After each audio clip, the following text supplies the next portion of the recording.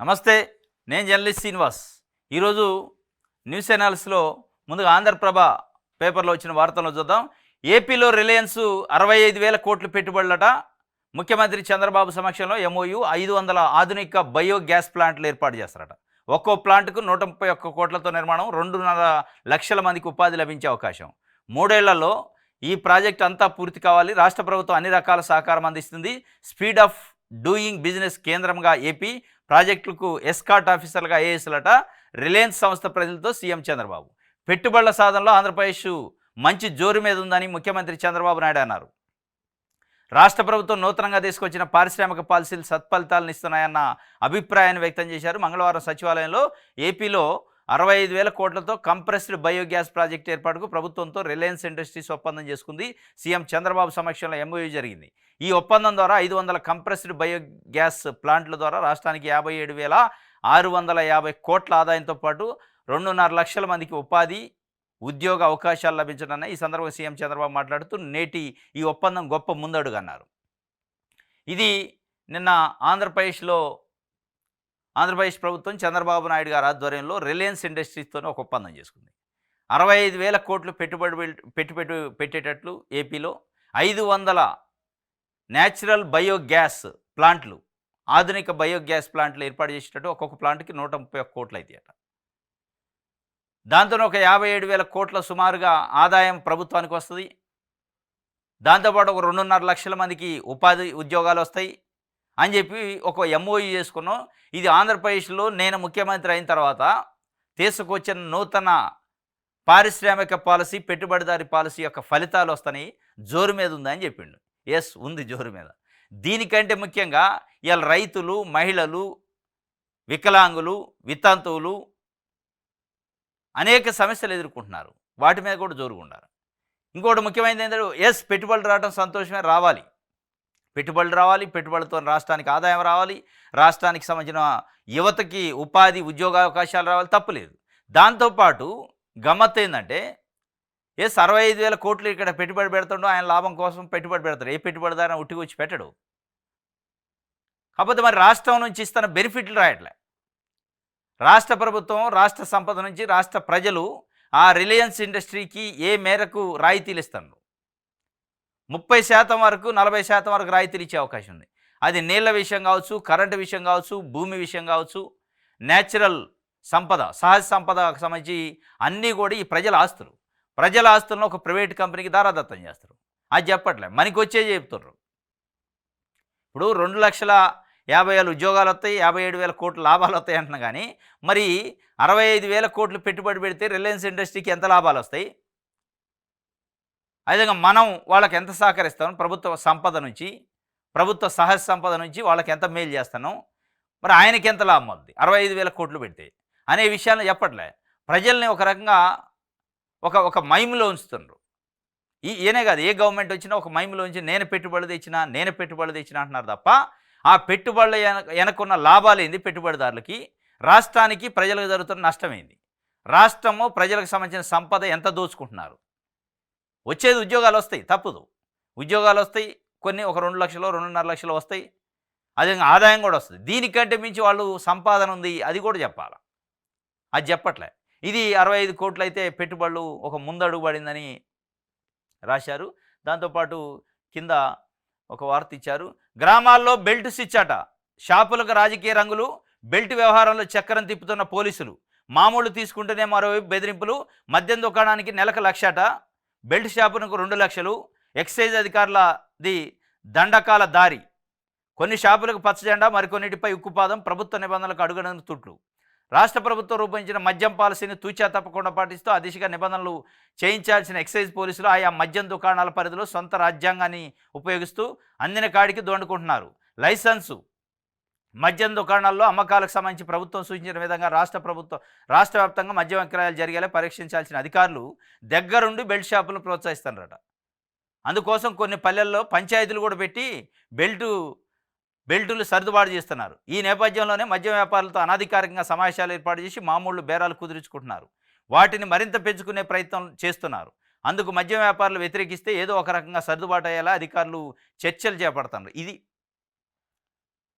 వీళ్ళు ఒక బ్రోకరేజ్ అని చేస్తారట. అంటే ప్రభుత్వం మద్యం పాలసీ ఏదో గొప్పగా ఉంది, గొప్పగా ఉంది అనుకున్నారు. ఈ ప్రభుత్వం తీసుకొచ్చిన మద్యం పాలసీ ఫెయిల్ అయినట్టే అర్థమైంది.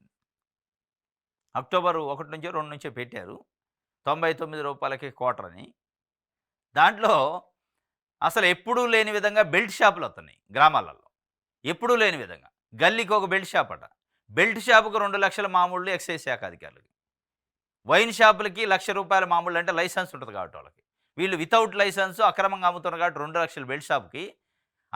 అధికారికంగా అమ్ముతున్నారు కాబట్టి రూ. 1,00,000 షాపులోళ్ళకట. అంటే దాని అర్థం ఏంది? మండలానికి ఒకటో, మండలానికి రెండో లైసెన్స్డ్ వైన్ షాపులు ప్రభుత్వం అనుమతిస్తది. అక్కడనే కొనుక్కోవాలి ఆ మండలంలో ఉన్న ప్రజలందరూ పోయి. ఇయాల ప్రభుత్వం ఏం చేస్తుంది? ప్రభుత్వ యంత్రాంగం మండల హెడ్ క్వార్టర్‌లో మందు పెడితే ఎంతమంది వచ్చి తాగుతారు? తాగలేరు కదా! మొత్తం మనం డిస్ట్రిబ్యూట్ చేయాలా పాలు, నీళ్ళ లెక్క. ఏదో మంచినీళ్ళ సరఫరానో లేదా పాలు సరఫరా చేసినట్టు, బియ్యం సరఫరా చేసినట్టు రేషన్ షాపుల నుంచి మనం కూడా ఇక రేషన్ షాపులన్న ఊరికొకటి ఉంటది. ఈ ఊరికొకటి లేవు. ఊరికి 10 ఉన్నాయట. బెల్ట్ షాపులు ఊరికి 10 ఉన్నాయి. రేషన్ షాపులో, డ్రింకింగ్ వాటర్ ప్లాంట్‌లో, ఆర్ఓ ప్లాంట్‌లో ఊరికొకటో, రెండో ఉంటాయి. కానీ అత్యధికంగా లేదా స్కూల్లో, హాస్పిటల్‌లో ఊరుకు ఒకటో, రెండో ఉంటాయి. కానీ ఇవి 10, 20 ఉన్నాయి. ఈ 10, 20 వచ్చే ఘనత ఇయ్యాల కొత్త ప్రభుత్వం తీసుకొచ్చింది నూతన మద్యం పాలసీ. అదే దాని గురించి గ్రామాల్లో బెల్ట్స్ ఇచ్చాట, షాపులకు రాజకీయ రంగులు. ఈ రాజకీయ రంగుల్లో మొత్తం ఎపిసోడ్‌లో ఇంకోటి గమ్మత్తు ఏందంటే దీన్ని నియంత్రించాల్సింది, దీనిపైన కంట్రోల్ చేయాల్సిన అధికారులు ఎవరు? Excise department. అదే ఎక్సైజ్ డిపార్ట్మెంటు ఇటు బెల్ట్ షాపులోని, అటు వైన్ షాపులోని కూర్చోబెట్టి పంచాయతీ చేస్తారట. ఇగో మీరెంత తీసుకోండి, మాకెంత ఇయ్యండి, మీరు ఎవరు గొడవలు పెట్టుకోవద్దు, మేమేమి చూస్తున్నట్టు పోతాం అనే పద్ధతిలో సెటిల్మెంట్లు పంచాయతీలు స్వయంగా ఎక్సైజ్ అధికారులు కూర్చొని చేస్తున్నారు. ఎక్సైజ్ అధికారులు వాస్తవంగా ఈ బెల్ట్ షాపు వ్యవస్థని ఉక్కుపాదంతో ననసాల, కేసులు పెట్టాలి. కానీ వాళ్ళే బెల్ట్ షాపులు అనుమతి ఇప్పిస్తారట. వైన్ షాప్ వాళ్ళతో మాట్లాడి నీకు ఒక 2,00,000 ఇప్పిస్తాం, అగో పలానా ఆయనకి వస్తాడు బెల్ట్ షాప్ పెట్టి, ఇక పలానా ఆయన వస్తాడు బెల్ట్ షాప్ పెట్టి. మళ్ళీ ఆ బెల్ట్ షాపుల మీద ఎవరైనా కంప్లైంట్ చేస్తే అంటే ఆ గ్రామంలో ఉన్న ప్రజలు వాళ్ళను కూడా పంచాయతీ చేసి కన్విన్స్ చేసే కార్యక్రమం ఎక్సైజ్ అధికారులు తీసుకుంటున్నారు. ఇగో ఇది ఇవాళ ఏపీలో నడుస్తున్న మద్యం పాలసీ. మరి మద్యం పాలసీకే మద్యాన్ని ఇది సారాయి అమ్మే బాటిల్ అమ్మే వాళ్ళే మరి వాడు రూ. 100 పెట్టుబడి పెడితే ఇంకొక 100 సంపాదించే కార్యక్రమం ఉంటే 65,000 కోట్ల పెట్టుబడి తీసుకొచ్చి ఇక్కడ రిలయన్స్ పెడుతుందంటే మరి దీని వెనక ఎంత మతలబులు మనకు బయటకు రాకపోవచ్చు. ఇది చిల్లర వ్యవహారం కాబట్టి బయటకు వచ్చింది బెల్ట్ షాపులు అనేది. ఈ పెట్టుబడులు వెనక కూడా ఇట్లాంటి మతలబులు ఎన్నో ఉంటాయి. ఈ పెట్టుబడులు వెనక కూడా చాలా పంపకాలు ఉంటాయి, చాలా పంచాయతీలు ఉంటాయి, చాలా సెటిల్మెంట్లు ఉంటాయి. ఆ సెటిల్మెంట్లు పెద్ద పెద్దోళ్ళు కూర్చొని చేస్తారు. ఇక్కడేమో చిన్న చిన్నోళ్ళు కూర్చొని చేస్తారు. దాంట్లో ఎక్సైజ్ అధికారులు మధ్యలో బ్రోకరేజ్ చేస్తారు. ఇంకోటి గమ్మత్తు ఏంటంటే ఒక బెల్ట్ షాప్ వాడు 2,00,000 లంచం ఇస్తాడంటే నెలకి, ఒక వైన్ షాప్ వాడు ₹1,00,000 లంచం ఇస్తాడు నెలకంటే అవి ఎక్కడి నుంచి పొడుచుకోవాలి? వాళ్ళు ఎక్కడి నుంచి రికవరీ చేసుకోవాలా? మళ్ళీ ప్రజలను ఎత్తినేస్తాడు. నేను ₹99 క్వార్టర్ ఇస్తాను అంటాడు కదా, 99 కాదు 150కి అమ్ముతారు రేపు. ఎందుకంటే మరి వీళ్ళు ఇచ్చిన లంచాలు పోడాలి కదా. ఎక్సైజ్ అధికారులు లంచాలు పోడాలి, బెల్ట్ షాపులు లంచాలు పోడాలి, వైన్ షాపులు లంచాలు పోడాలి, ఇంకా పార్టీ నాయకులు అన్నట్టు వాళ్ళ లంచాలు పోడాలి. ఇవన్నీ పోడాలంటే అల్టిమేట్గా ప్రజలే బకరాలు అవుతారు. ప్రజలను అయితే నేతరు. ఇక ప్రజలను పిచ్చోళ్ళని చేసి ప్రజల దగ్గర ప్రజల రక్తాన్ని జలగల లెక్క తాగుతారు రేపు. ఈ వ్యవస్థ ఇది ఇప్పుడు నడుస్తుంది. కానీ దీనికి ఆయన చంద్రబాబు నాయుడు గారు పైన ఒక స్టేట్మెంట్ ఇచ్చి ఇసుక మద్యం జోలికి వెళ్ళొద్దు, వెళ్ళేదే దానికే, నువ్వు వెళ్ళొద్దంటే ఆగుతారు వాళ్ళు. వెళ్ళతనేదే దానికి. మీరు వెళ్ళటానికి ఆ నూతన మద్యం పాలసీ కానీ నూతన ఇసుక పాలసీ తీసుకొచ్చిందే దానికి. ఆ త్వరలు ఉన్నాయి, ఆ కంతలు కనిపెట్టేటట్టు కంతలు ఉండేటట్టు చేసినాం ఆ పాలసీలో. మళ్ళీ జోలికి వెళ్ళొద్దంటే వెళ్తుందే దానికి. ఈ కిందనే బెల్ట్ షాపులు స్విచ్ వచ్చాయి. ఇసుకలో కూడా అదే పరిస్థితి. ఎన్డీఏ ఎమ్మెల్యే ఎమ్మెల్సీలకు ముఖ్యమంత్రి చంద్రబాబు మరోమారు హెచ్చరికట. ఇసుక పాలసీని తూచా అమలు చేయాలి, సమస్య ఉంటే చెబితే క్షణంలో పరిష్కరిస్తాం, అక్రమాలు జరగకుండా చూసే బాధ్యత మీదే అని ఎమ్మెల్యేలకి ఎమ్మెల్సీలకి వాళ్ళకి చెప్తున్నాడు. అసలు తూచా తప్పకుండా పాటించాలంటే సమస్య ఉంటే చెబితే క్షణాల్లో క్షణాల్లో కాదు, పెద్ద బ్యానర్ ఐటమ్ వేశారు. చేయండి సార్ ముఖ్యమంత్రి గారు. డైరెక్ట్గా ఇసుక డంపులు చేసి అమ్ముకుంటున్నారు తెలుగుదేశం పార్టీ సంబంధించిన నాయకులు కర్ణాటక దేశపై అని చెప్తున్నారు బెంగళూరుకి. ఇక్కడ ₹1,00,000 ఇక్కడ ₹50,000 పెట్టి పెట్టుబడి పెట్టి అడిగి ₹1,50,000 తీసుకుంటున్నారు. ఒక్కొక్క లారీకి ₹1,00,000 ఆదాయం వస్తుందని పెద్ద పెద్ద స్టేట్మెంట్లు అవుతున్నాయి విత్ ఎవిడెన్స్. ఇవాళ బెల్ట్ షాపుల గురించి డైరెక్ట్గా రాశారు. పంచాయతీలు చేస్తున్న ఎక్సైజ్ అధికారులను తీసుకోండి చర్యలు. తీసుకోరు మీరు. ఇది ఆయన చెప్తుండు ఎమ్మెల్యేలు మీరు ఇసుక మద్యం జోలికి వెళ్ళొద్దు. మరి ఎళ్ళండి అని ఇండైరెక్ట్‌గా చెప్పినట్ట దాని అర్థం ఏందో తెలవదు కానీ ఎళ్ళొద్దు అంటుండు. ఎళ్ళొద్దు అంటే దానికి కంతలు లేకుండా చేయాలి మీరు. కంతలు లేకుండా చేయాలి. ఎవరైనా ఎళ్ళినోళ్ళు ఉంటే వాళ్ళ మీద ఒకళ్ళిద్దరి మీద గట్టి చర్యలు తీసుకుంటే ఎవడన్నా ఆగుతురు. ఎవరి మీద ఒక్కళ్ళ మీద తీసుకోరా మీరు? జేసీ ప్రభాకర్ రెడ్డి డైరెక్ట్‌గా ప్రెస్ మీట్ పెట్టి వార్నింగ్ ఇచ్చి పేర్లు పెట్టి సిండికేట్ కాకపోతే నాకు వచ్చి కమిషన్ ఇయ్యకపోతే మీ అంతు చూస్తా అన్నాడు. చర్యలు తీసుకున్నావా? తీసుకోలే. మరి జోలికెళ్ళొద్దంటే ఎవడు ఆగుతురు? ఇది ఒక వార్త. డిప్యూటీ స్పీకర్‌గా రఘురామకృష్ణరాజు, అసెంబ్లీ చీఫ్ విప్‌గా జీవి ఆంజనేయులు, మండలి చీఫ్‌గా పంచుమర్తి అనురాధ, అసెంబ్లీలో 15 మంది విప్పులాట. మండలిలో 3 విప్పుల నియామకం, ఉత్తర్వులు జారీ చేశారు. 6 కార్పొరేషన్లకు 90 మంది డైరెక్టర్ల నియామకం, ప్రతి కార్పొరేషన్లో 2 జనసేన, 1 బీజేపీ నేతకు అవకాశం. డిప్యూటీ స్పీకర్‌గా రఘురామకృష్ణరాజుకి ఇచ్చారు. ఆయన వాస్తవంగా స్పీకర్ అవుతారు అనుకున్నారు, మంత్రివర్గంలో తీసుకుంటారు అనుకున్నారు. పెద్ద చర్చ జరిగింది. ఆయన ఈ మధ్య కొంత నిర్వేదంలో అసంతృప్తితో ఉన్నట్టు తెలియదు కానీ ఆయన అసంతృప్తిని చల్లార్చే కార్యక్రమంలో డిప్యూటీ స్పీకర్ ఇచ్చారు. ఎందుకంటే ఆయన స్పీకర్ చైర్లో కూర్చోవాలని కోరుకున్నట్టుంది. అదేవిధంగా అసెంబ్లీ చీఫ్ విప్‌గా జీవి ఆంజనేయులు, వినుకొండ ఎమ్మెల్యే, ఆయనకి ఇచ్చారు. అంటే సామాజిక వర్గం చంద్రబాబు నాయుడు గారికి సంబంధించి. ఇంకోటి మండలి చీఫ్ విప్‌గా పంచుమర్తి అనురాధ, ఆమెకు కూడా ఇచ్చారు. మొత్తం 15 మంది లిఫ్టులు ఇచ్చారు. ఎప్పుడు లేదు. అంటే మొత్తానికైతే రాజకీయ నిరుద్యోగుల్ని మొత్తానికి ఉద్యోగాలు ఇస్తాడు. రాజకీయ నిరుద్యోగం లేకుండా ఉద్యోగాలు ఇచ్చే కార్యక్రమం మొత్తం నామినేటెడ్ పదవులు అంటే ప్రభుత్వ సంపదని నేను ప్రజలకు పంచుతా అన్నాడు. నాయకులకు పంచుతుండే అయ్యాలని అనిపిస్తుంది. అంటే వాళ్ళకి జీతాలు, బుగ్గ కార్లు, ప్రోటోకాలు ఇవన్నీ ఎంత ఖర్చు అయింది? 15 మంది విప్పులా? అంటే ఏంది దీని అర్థం? అకామిడేట్ చేయటం. ఎవరికైతే ఇచ్చిన హామీల ప్రకారం మంత్రి పదవులు ఇవ్వకపోయిండో, లేకపోతే ఇయ్యలేకపోయిండో, లేకపోతే నామినేటెడ్ ఇయ్యలేకపోయిండో వాళ్ళందరినీ విప్పులు నెట్టేసిండు. విప్ అంటే ఏందో క్యాబినెట్ మంత్రి హోదా. క్యాబినెట్ మంత్రికి ఏదైతే సకల సౌకర్యాలు ఇస్తారో వాళ్ళకి ఇవ్వాలి. ఇవాళ రాష్ట్రం అప్పుల్లో ఉంది, జీతాలు వెళ్ళే పరిస్థితి లేదు, వడ్డీలు కట్టే పరిస్థితి లేదు అంటున్నారు. అవసరమా 15 మంది విప్పులు? ఒకళ్ళో ఇద్దరికి ఇస్తారు, ఎవరైనా 3 ఇస్తారు మ్యాక్సిమం. ఒక చీఫ్ విప్ ఉంటారు, ఒక 2 విప్పులు ఉంటారు. 15 మంది విప్పులట. మండల్లో 3 విప్పులు. అంటే ఇప్పుడు మొత్తం 18 మంది విప్పులు అయ్యారు. 18 మంది విప్పులు అంటే 18 మంది మంత్రులతో సమానం. వీళ్ళు ఒక 18 మంది మంత్రులు, అసలు మంత్రులు, మళ్ళీ స్పీకరు, డిప్యూటీ స్పీకరు, మండలి చైర్మన్, డిప్యూటీ చైర్మన్, ఇంకా మన్ను మశాన సలహాదారులు, వీళ్ళందరూ క్యాబినెట్ ర్యాంకే. వీళ్ళందరికీ పోలీస్ యంత్రాంగం, సెక్యూరిటీ, వాళ్ళకి కారు ఖర్చు, అలవెన్సులు, ఇంటి ఖర్చు, జీతాలు ఇవన్నీ ప్రజల నెత్తిన వేయటం. అంటే పంచుకుంటున్నారు సంపదని, పంచుకుంటున్నారు. ప్రజలకు పంచట్ల, వాళ్ళు పంచుకుంటున్నారు అనే అర్థంలో డిప్యూటీ స్పీకర్గా ఆయనకి ఇచ్చారట. ఇది ఒక వార్త. సాక్షి చూద్దాం. దమన నీతి, అరాచక రీతి, ప్రభుత్వాన్ని ప్రశ్నించే గొంతులను నొక్కేస్తున్న బాబు సర్కార్. రాష్ట్రంలో పోలీసులను అడ్డుపెట్టుకుని నిరంకుశత్వం, మామూలు విషయాలపై పోస్టులు పెట్టినందుకు 688 మందికి నోటీసులు, 147 మందిపై కేసులు, ఇప్పటిదాకా 49 మందికి పైగా అరెస్టు. సోషల్ మీడియా యాక్టివిస్టులపై కత్తి కట్టిన సర్కారు, నిర్బంధాలతో కక్ష సాధింపులకు దిగుతున్న వైనం, అక్రమ కేసులతో చిత్రహింసలకు గురి చేస్తూ రాక్షసానందం, ఫేక్ ఐడియాలతో తప్పుడు పోస్టులు పెడుతున్నది వారే, ఆపై తప్పుడు కేసులు పెట్టి వేధిస్తున్నది వారే.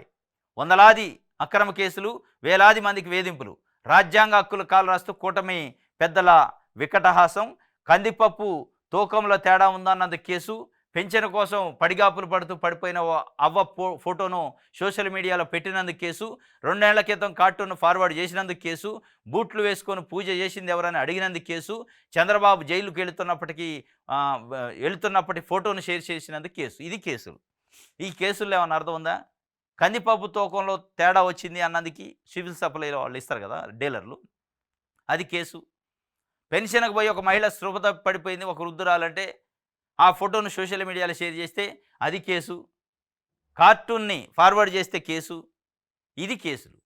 ఈ కార్టూన్ ఫార్వర్డ్ చేసినా, అవ్వ ఫోటోని షేర్ చేసినా, లేదా కందిపప్పులో తేడా వచ్చిందని అడిగినా దీంట్లో ఏమైనా భూమి బద్దలయ్యేది ఉందా? ప్రపంచం ఇడిదట అయ్యేది ఉందా? ఏం లేదు.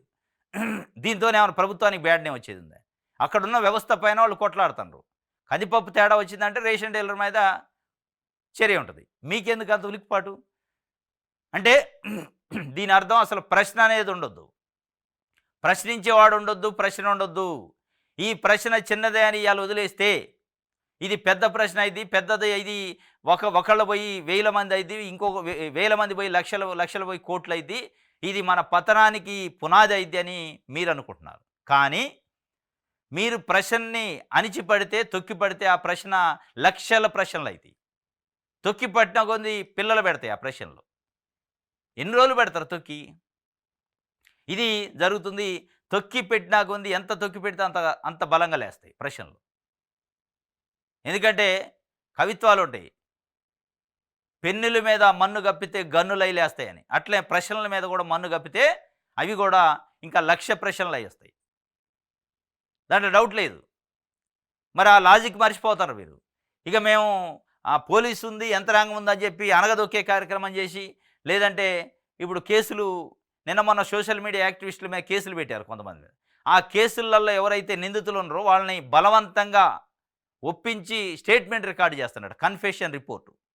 దాంట్లో వాళ్ళు ఎవరినైతే టార్గెట్ చేస్తున్నారో యూట్యూబ్ ఛానళ్ళు, మీడియా ఛానళ్ళు, పత్రికలను అందులో ఎంట్రీ చేస్తున్నారు. వాళ్ళ సహకారం కూడా మేము తీసుకున్నాం. మరి దీంట్లో కొన్ని మెయిన్ స్ట్రీమ్ మీడియా, తెలుగుదేశం పార్టీకి భజన చేస్తున్న మీడియా సంస్థల రిఫర్ చేసిన పేర్లు కూడా కన్ఫెషన్ రిపోర్ట్ రాస్తున్నారు.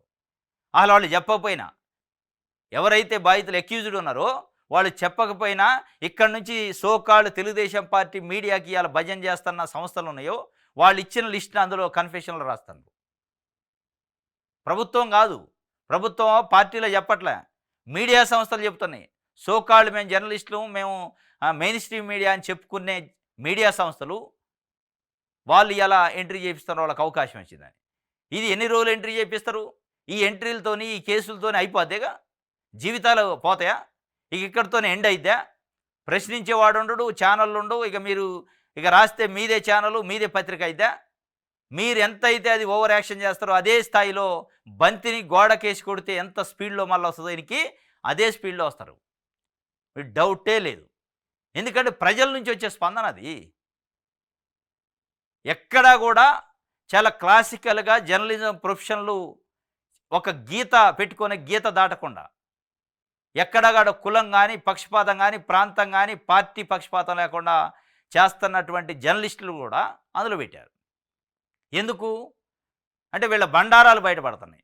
ఎవరైతే భజన చేస్తున్నారో, ఎవరైతే ఒక సామాజిక వర్గానికి కొమ్ము కాస్తున్నారో, ఒక పార్టీకి కొమ్ము కాస్తున్నారో వాళ్ళ బండారాలు ఈ పక్షపాతం లేకుండా వీడియోలు చేసే జర్నలిస్టుల వల్ల బయటపడుతున్నాయి. ఆ బయటపడుతున్నాయి కాబట్టి ఆ కడుపు మంటను ఏం చేశారు? ఇగో ఇట్లాంటి వర్రా రవీందర్ రెడ్డి లేకపోతే XYZ సజ్జల భార్గవరెడ్డి ఇట్లాంటి కేసులలో కన్ఫెషన్ రిపోర్ట్లు వాళ్ళు చెప్పినట్టు మచ్చలేని జర్నలిస్టులు,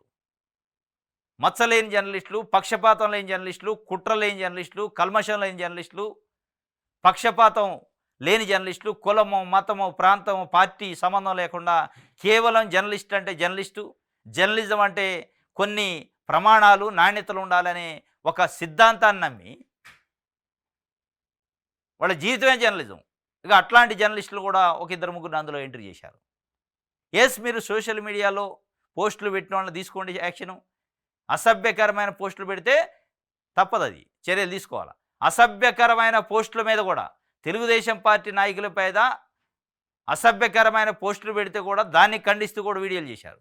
అట్లాంటి జర్నలిస్టులు కూడా ఇలా కన్ఫెషన్ రిపోర్ట్లని పెట్టి బెదిరించే కార్యక్రమం చేస్తున్నారు. ఇక అంటే ఎడిపోతుందో చూడాలి. దాంట్లో ప్రధానంగా వైఎన్ఆర్ గారు, జర్నలిస్ట్ వైఎన్ఆర్ అని ఒక బ్లాగ్ పెట్టుకొని ప్రజల్ని చైతన్యం చేయడం కోసం, ప్రభుత్వ విధానాలని ప్రజలకు చెప్పడం కోసం, ప్రభుత్వం చేస్తున్న మంచిని చెడుని రెండింటిని చెప్పడం కోసం, చెడు అయితే ప్రశ్నించడం, మంచి అయితే పొగట్టడం, పార్టీల విధానాలు, ప్రజలకు జరుగుతున్న అన్యాయాల గురించి ప్రజల ముందు పెట్టే కార్యక్రమంలో ఆయన చాలా నిజాయితీగా, ఎట్లాంటి పక్షపాతం లేకుండా దాదాపు 20 సంవత్సరాల జర్నలిజం ఎక్స్పీరియన్స్లో ఎక్కడా కూడా మచ్చలేదు. ఆ మచ్చలేని వ్యక్తులను కూడా తీసిపోయి ఏదో ఒక మచ్చ అంటించి ఏదో బురద బుయ్యాలని చూస్తున్నారు. బురద బుయ్యాలని చూస్తే బురద అంటుకోదు, పుయ్యాలని చూస్తే అంటుకోదు. ఒకళ్ళు నిజంగానే పూసుకోవాలని ఆయనకు ఉంటే అంటుకుంటుంది తప్ప ఎవరో పుయ్యాలని బురద చూస్తే బురద అంటుకోదు. తామర పువ్వు ఎప్పుడు బురదలోనే ఉంటుంది, అయినప్పటికీ బురద అంటదు. ఎందుకు? దానికి ఉన్న నేచర్ అది.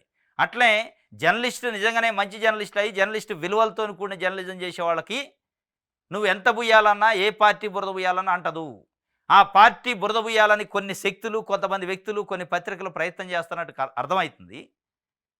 అట్లా ప్రయత్నిస్తే కాదు, అది పూసుకుంటే అయింది. ఎందుకంటే ఇలా సోకాల్డ్ మెయిన్ స్ట్రీమ్ మీడియా కొన్ని పార్టీలని, కొంతమంది వ్యక్తుల్ని, కొన్ని కులాలని భుజాన వేసుకుంటున్నాయి, 2 భుజాల మీద మోస్తున్నాయి.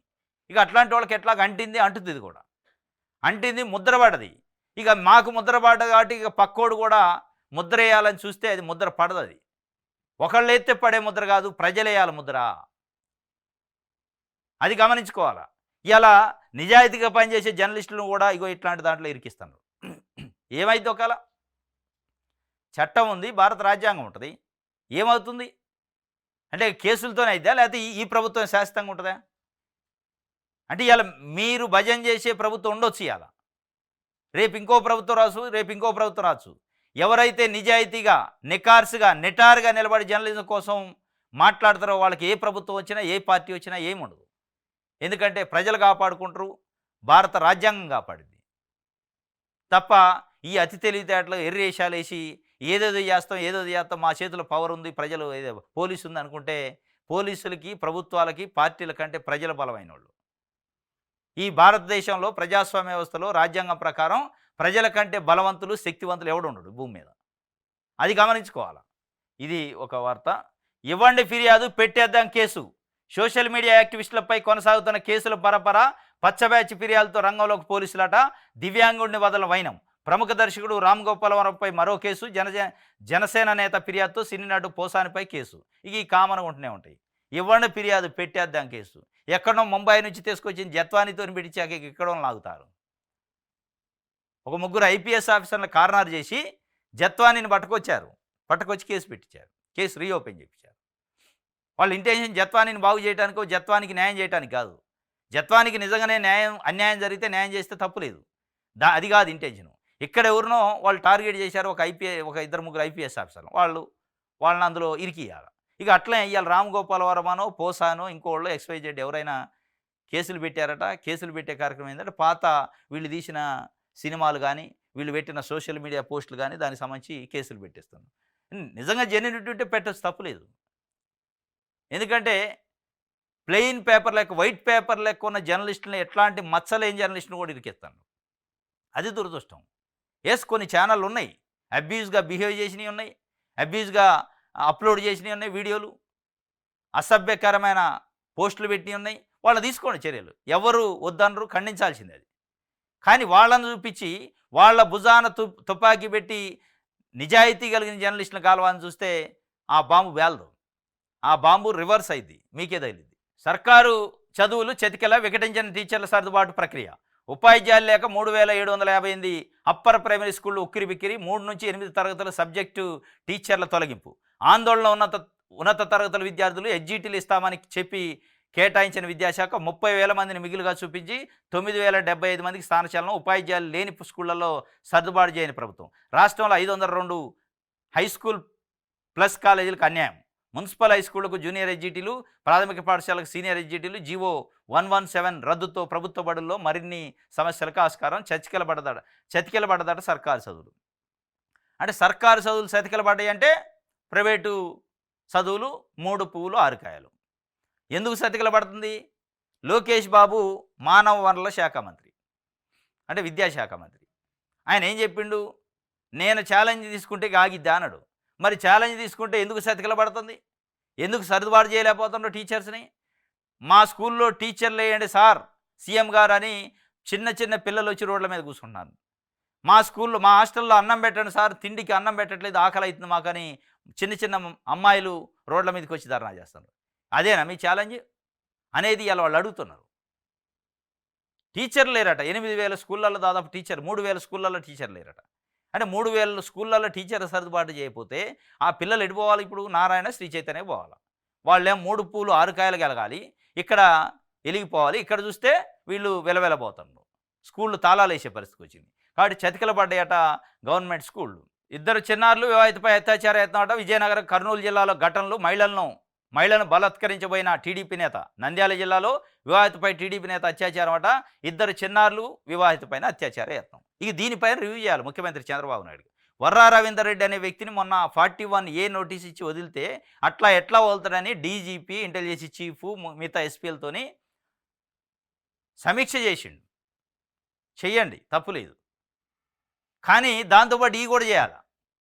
ఎందుకు చేయలేకపోతున్నారు? సామాన్య మహిళలపైన అత్యాచార ప్రయత్నం జరుగుతుంటే, చిన్నారులపైన అత్యాచార ప్రయత్నం జరుగుతుంటే నోరు మెదపలేని పరిస్థితుల్లో పవన్ కళ్యాణ్ గారు కానీ చంద్రబాబు నాయుడు గారు కానీ ఎందుకున్నారు? అంటే అసలు మీ విజన్ ఏంది? మీ లక్ష్యం ఏంది? అని చూస్తే పేద ప్రజలు మీ లక్ష్యం కాదు. మీ పొలిటికల్ పంతాలు, రాజకీయ కక్ష సాధింపులు ఈటికి మీరు టార్గెట్‌గా పెట్టుకున్నారు తప్ప ముందుకు ఇది నంద్యాల జిల్లాలోనే జరిగిందట వివాహిత పైన తెలుగుదేశం పార్టీ నాయకుడేనట అత్యాచారం. ఇది ఒక వార్త. ఆంధ్రజ్యోతి చూద్దాం. సిచ్చిపెట్టే మూట వైసీపీ సోషల్ మీడియా ఆర్గనైజర్ ఖైము. వర్రా రవీందర్ రెడ్డి అందులో భాగస్వామి. సజ్జల భార్గవరెడ్డి, అర్జున్ రెడ్డి కీలక పాత్ర. రిమాండ్ రిపోర్టులో సంచలన విషయాలు. 45 మంది టీంపై కేసు. A1 Varra, A2 Bhargav Reddy. Social మీడియాలో తప్పుడు వార్తలు, నీచ పోస్టులు. సమాజంలో అలజడి, కులాల మధ్య వైషమ్యాలు. మహిళలు, బాలికలను మానసికంగా హింసించడం, దళితులను కించపరచడం, బెదిరించి డబ్బులు వసూలు చేయడం. రాష్ట్రంలో ప్రభుత్వాన్ని అస్థిరపరిచేందుకు కుట్రలు. పులివెందల కోర్టుకు వివరించిన పోలీసులు. వర్రాకు 14 రోజుల రిమాండు. భార్గవ్పై LOC ఇచ్చారట. ఇది కేవలం సోషల్ మీడియా పోస్టులకు సంబంధించిన కేసు కాదు.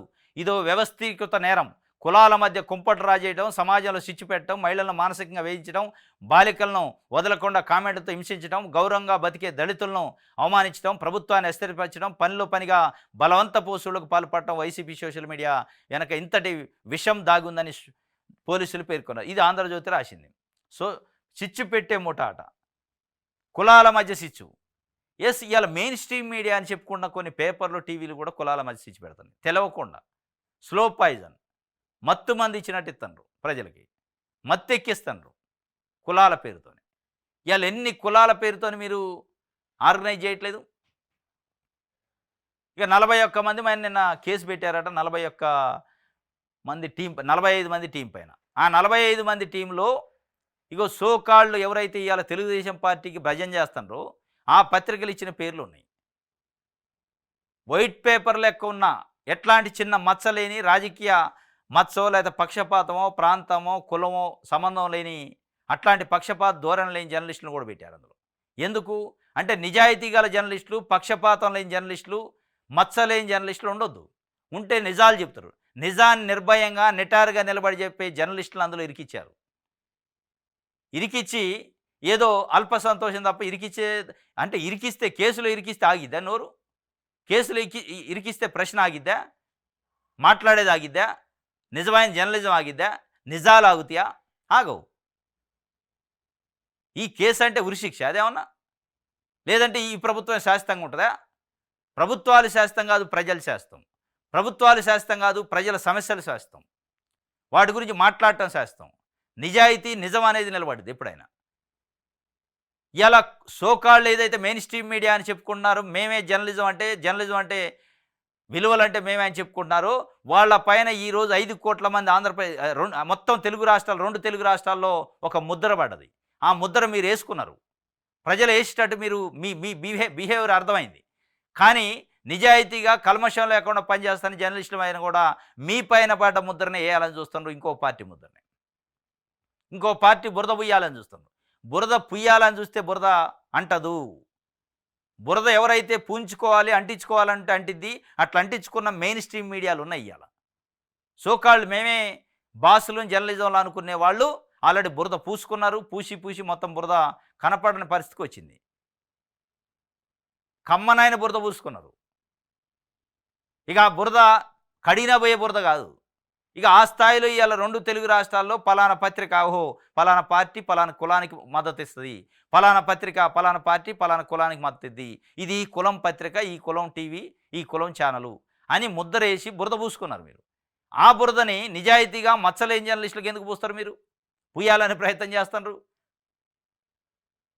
ఎట్లాంటి కల్మషం లేకుండా, పక్షపాతం లేకుండా, ప్రాంత కుల పార్టీ భేదాలు లేకుండా, పక్షపాతం లేకుండా ప్రజల గురించి, ప్రజల కోణంలో ప్రజల సమస్యల్ని మాట్లాడే జర్నలిస్టులని అందులో పెట్టించారు. ఇది అల్ప సంతోషమే తప్ప ఈ సంతోషం ఎక్కువ రోజులు నిలబడదు. ఇది ఒక వార్త. ఇంకోటి, బాధ్యతగా ఉందాం, బూతులు తిడితే ప్రజలు స్వాగతించరు, వైసీపీ ఎమ్మెల్యేలా చేయొద్దు అని సీఎం నిన్న ఎన్డీఏ కూటమి ఎమ్మెల్యేలకు చెప్పిండు. బాధ్యతగా ఉందామని. ఉండండి, మంచిదే. కానీ కొంతమంది తెలుగుదేశం పార్టీ నాయకులు కూడా బూతులు తిడుతున్నారు. వైఎస్ఆర్సీపీ నాయకులు తిట్టినందుకు అనుభవిస్తున్నారు ఇవాళ కొంతమంది. ఆ తిట్టిన ప్రభావం రాష్ట్ర వ్యాప్తంగా ఉంటుంది. ఇవాళ మళ్ళా తెలుగుదేశం పార్టీలో ఉన్న నాయకులు కూడా ప్రెస్ మీట్లు పెట్టి తిడుతున్నారు, బయట మాట్లాడటం కాదు.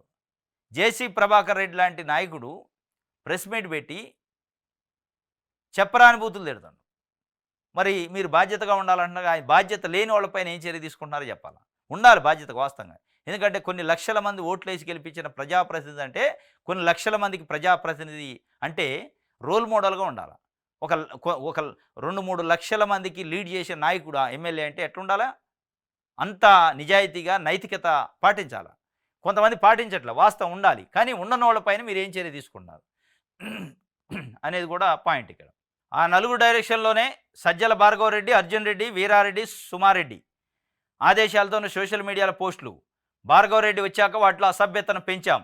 వాంగ్మూలంలో వర్రా రవీందర్ రెడ్డి వెల్లడి, అర్జున్ రెడ్డి జగన్కు సమీప బంధువు అని చెప్పి నిన్న జరిగిన కేసు గురించి చెప్తున్నారు. ఆ నలుగురు డైరెక్షన్ అట దిశ పేపర్. ప్రజలు గెలిపిస్తే అసెంబ్లీకి వెళ్ళరా, ప్రతిపక్ష హోదా దక్కకపోవడం స్వయం కృపరాధమే కదా. వైసీపీ అధినేత జగన్పై PCC chief Sharmila hot comment చేశారు. ప్రజలు గెలిపిస్తే అసెంబ్లీకి వెళ్ళరా అంటున్నారు. వెళ్తారో వెళ్ళరో ఇక ఆయన్ని ప్రజలు చూసుకుంటారు. కానీ మీరు ప్రజలు 164 స్థానాలు ఇచ్చి ప్రభుత్వాన్ని ఏర్పాటు చేసుకునే అవకాశం ఇచ్చిన ప్రభుత్వాన్ని ఒక మాట అంటలే.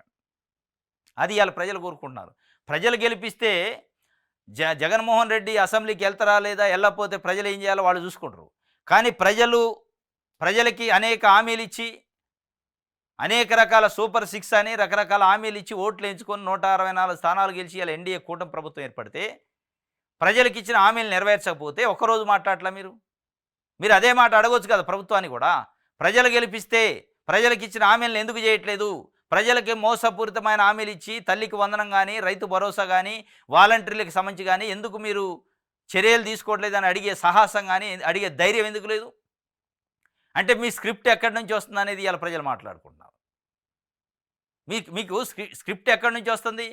ఇలా జగన్మోహన్ రెడ్డి అసెంబ్లీకి పోతారా లేదా అనే దాని మీద మాట్లాడారు. జగన్మోహన్ రెడ్డి అసెంబ్లీకి పోతారా లేదా, 10 రోజులు జరిగే అసెంబ్లీలో ఏం అద్భుతాలు జరిగాయి అనేది పక్కన పెడితే ఆయన విజ్ఞత అది. ఆయన అసెంబ్లీకి పాల్గొనకపోతే ప్రజలు ఏం చేయాలో వాళ్ళు చూసుకుంటారు. కానీ గెలిపించిన ప్రభుత్వం, ప్రజలు గెలిపించుకున్న ప్రభుత్వం ప్రజలకు ఇచ్చిన హామీలు నెరవేర్చకపోతే ఒక ప్రతిపక్ష పార్టీగా మీరు అధ్యక్షురాలుగా ఒక్కరోజు అయినా ప్రభుత్వాన్ని ప్రజల పక్షాన మాట్లాడారా, అడిగారా? అడిగే ప్రయత్నం ఎందుకు చేయట్లే? మీరు కుటుంబ పంచాయతీ కోసమే పార్టీకి రాష్ట్ర అధ్యక్షురాలయ్యారా? మీ అన్నని విమర్శించడం కోసమే మీ కుటుంబాల్లో గొడవలు ఉంటే మీరు కుటుంబాలు చూసుకోవాలి, రాజకీయాల్లో ఎందుకు మాట్లాడతారా అని. మీరు నిజంగానే రాజకీయాల్లో మాట్లాడితే ఇవాళ పిల్లలకు రావాల్సిన ఫీజులు కానీ, మహిళలకు రావాల్సిన తల్లికి వందనం కానీ, రైతులకు రావాల్సిన రైతు భరోసా కానీ, రైతులకు ఇన్పుట్ సబ్సిడీ కానీ, ఇట్లాంటి అంశాలపైన ప్రభుత్వాన్ని ప్రశ్నిస్తే ప్రజలు మీకు ఓట్లేసి గెలిపిస్తే, ప్రజలు మిమ్మల్ని నమ్మి గెలిపిస్తే ప్రజల నమ్మకాన్ని ఎట్లా ఉమ్ము చేస్తారని ప్రభుత్వాన్ని కూడా అడిగి ఉంటే మీరు అనేదానికి విలువ ఉండేది. మీరు అది అంటలే. ఇది ఈరోజు న్యూస్ అనాలిసిస్లో వార్తల విశ్లేషణ. రేపు తాజా వార్తలతో తిరిగి కలుసుకుందాం. Thank you.